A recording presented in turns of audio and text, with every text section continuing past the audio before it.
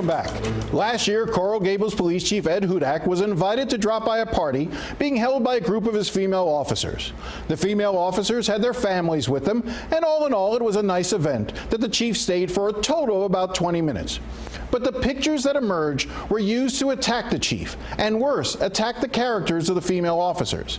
Anonymous letters were sent making all sorts of unfounded allegations, which were in turn used by the city manager, who's been at war with Hudak since she arrived. The manager, Kathy Swanson Rivenbark, launched an investigation into Hudak that cost the taxpayers of Coral Gables $50,000. And the results? Well, the investigator discovered no wrongdoing by the chief. But that wasn't good enough for the city manager. Despite being cleared, she wrote a 6-page letter of reprimand. Faced with a public outcry and with hundreds of people showing up at the city commission meeting to defend the chief, the manager decided to withdraw her reprimand. But lost in all of this are the 14 female officers who were also attacked and used by that city manager to get the chief. Why isn't the city manager, Kathy Swanson Rivenbark, interested in finding them justice? Or does she have something to hide? Joining me this morning to discuss that is Mark Richards, who's the attorney for the police union representing those officers. Mark, thank you very much for coming in. Thank you. So the case that I laid out, was that fairly accurate? Did I give a basic description of what occurred? It's spot on. And the seriousness of it is this. How do you take 14 dedicated police officers, some with great seniority, some newer to the force, who put their lives on the line each day, who get dispatched into a house that's being burgled while we're trying to leave, who protect us, and have someone put in an anonymous letter to the city, completely false, accusations that in this hashtag #MeToo day should have appalled anyone that these false accusations occurred. And how do you not stand up for them? And they've asked for one thing after being humiliated. They've asked to honor their badge and to have an investigation of who's behind this political agenda, who would cause an anonymous letter to come into the city, who drafted it, who did the social media work. And the city manager and her assistant in the public safety area seem to not care to get to the truth. The assistant is Frank Fernandez. Yes, sir. Former chief up in Hollywood, she was the city manager in Hollywood. She had some problems up there. She came down to Coral Gables. Frank came down here with her. And Frank Fernandez and Chief Hudak have not gotten along either. So you have to ask yourself the question, who potentially benefits by taking scurrilous allegations and attacking the police chief to try to force Ed Hudak out of a job? So obviously there are a lot of questions to be asked, and one could easily surmise that the manager and her public safety director had a lot to gain by going after the chief. The real question though is, why don't they want to find out the truth? There is the truth. Who put up the social media? Who wrote a letter? When did they know it? Why has she refused to honor these 14 officers and go and launch a full investigation into the anonymous letter? So, and here, the timeline here is important. This event took place last summer. The investigation she launched, creating this entire buzz, bringing in an outsider to conduct this expensive investigation to the chief.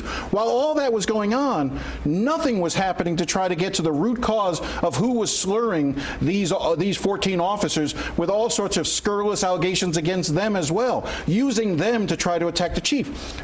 As I understand it, the city manager only reluctantly finally began an investigation into that, and it's being done by the Internal Affairs Department. And correct me if I'm wrong, the people who are doing this investigation into who is behind these anonymous threats against the chief, these attacks on the women, that group that's doing the investigation answers to Frank Fernandez.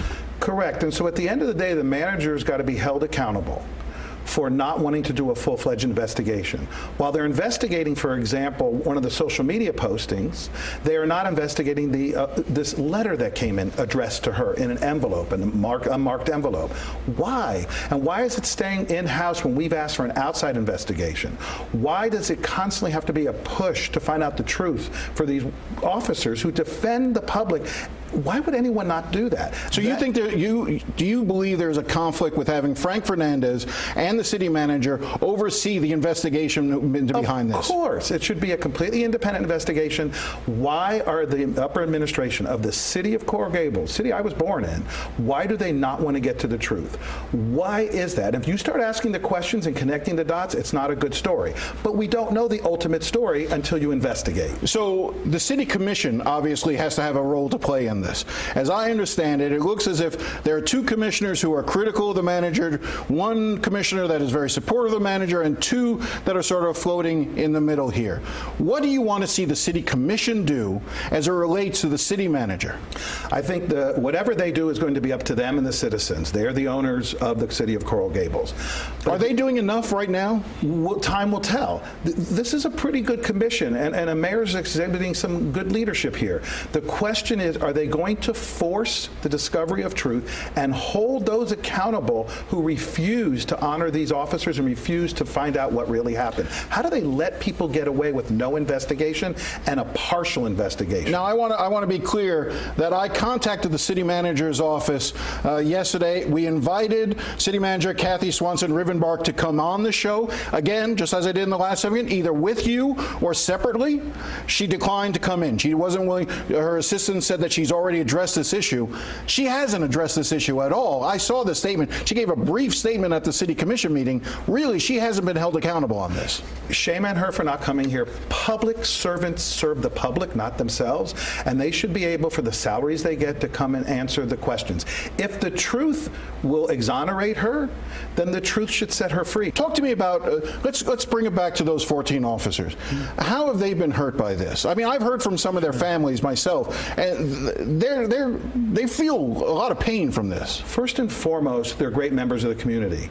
They're mothers, sisters, daughters. But they're police officers, they're colleagues. They were accused of some of the most disgusting things, none of which were true. Sexist garbage. Sexist stuff, garbage, just complete garbage.